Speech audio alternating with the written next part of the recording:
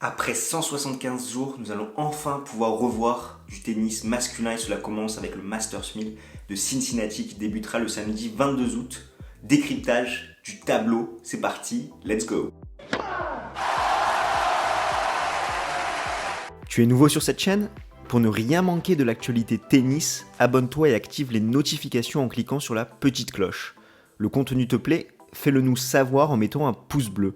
De plus, si tu souhaites prolonger l'échange, tu peux nous suivre sur tous nos réseaux sociaux et rejoindre notre Discord. En tout cas, quel plaisir de pouvoir refaire des vidéos tirage au sort, ça nous avait manqué pour être honnête avec toi. Tu connais le principe, nous allons énumérer le parcours théorique des 4 premières têtes de série. Pour rappel, le tenant du titre est Daniil Medvedev, qui quoi qu'il arrive ne perdra aucun point au classement. À noter les absences de Nadal, Federer, Monfils, Kyrgios, Fognini et Wawrinka.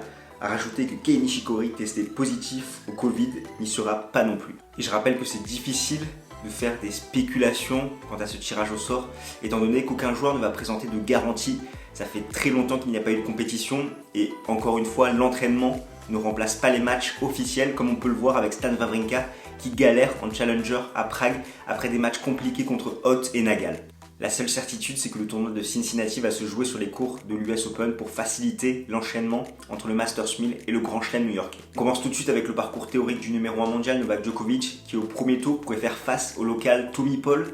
En huitième de finale, Félix Auger-Aliassime. En quart de finale, c'est plus indécis. Ça pourrait être Goffin, Shapovalov, Coric ou Cilic, en demi-finale Medvedev et en finale Dominic Thiem. Un tableau pas si évident que ça pour le numéro 1 mondial qui pourrait avoir quelques petites sueurs froides en huitième de finale contre Félix Auger-Aliassime si le Canadien est dans un bon jour.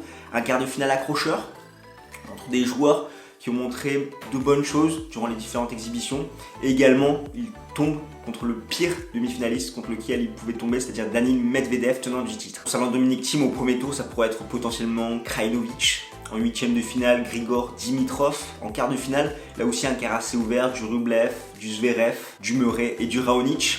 En demi-finale, Tsitsipas et en finale, Novak Djokovic. Au vu de la forme de l'Autrichien qu'il a pu montrer durant tous ses matchs de préparation, c'est un bon tableau. Il devra se méfier quand même du quart de finale où il peut tomber contre l'un des joueurs en forme tels que Andrei Rublev.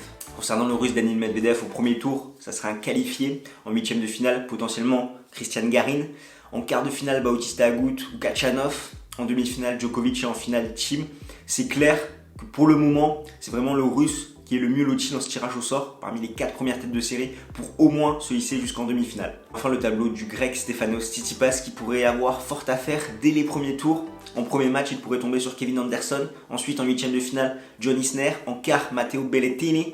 En demi-finale, Dominic Thiem. Et en finale, Novak Djokovic. Donc là encore, un parcours pas évident, étant donné que 2 gros serveurs potentiellement dans les 2 premiers tours. On sait que ces joueurs ont pu potentiellement se régler au service durant cette période de confinement où ils ont pu vraiment se reposer, étant donné qu'ils sont souvent sujets à des blessures et bosser à fond sur cette arme qui est très fatale, surtout quand les joueurs manquent de rythme.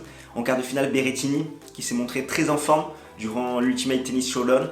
Donc à voir ce que ça va donner, mais on voit clairement que le tableau du russe se dégage comme étant légèrement plus facile pour arriver en demi-finale, contrairement aux 3 autres têtes de série. On pourra également surveiller les performances de Andrei Rublev, Matteo Berrettini, comme je vous le disais, qui peuvent être des coupeurs de tête au vu de ce qu'ils ont montré durant leur match de préparation. Notez également que 2 joueurs ont déjà été exclus de la bulle new-yorkaise. Il s'agit de Guido Pella et de Hugo Dellien, qui ont eu leur préparateur physique qui a été testé positif au coronavirus. En tout cas, voilà ce qu'on pouvait dire pour le tirage masculin. C'est normal, c'est une pastille assez courte. Pourquoi? Parce que ce soir, ce vendredi 21 août à 19h avec Ben Hériton, on fait un live exceptionnel pour la reprise du tennis à Cincinnati où on décrypte en intégralité le tableau masculin et féminin avec nos pronostics et nos favoris. Donc, je compte sur toi pour que tu sois présent à ce rendez-vous. En tout cas, mon Tinet me dit que l'une voire 2 des 3 premières têtes de série seront potentiellement en finale, que ce soit Djokovic, Thiem ou Medvedev. N'hésite pas dans les commentaires à nous dire ce que toi tu penses de ce tirage au sort, si t'es comme nous, comme un dingue quant à cette reprise. On a vraiment hâte de voir les premiers matchs et je te dis à ce soir pour notre live exceptionnel. D'ici là, porte-toi bien, ciao ciao tout le monde.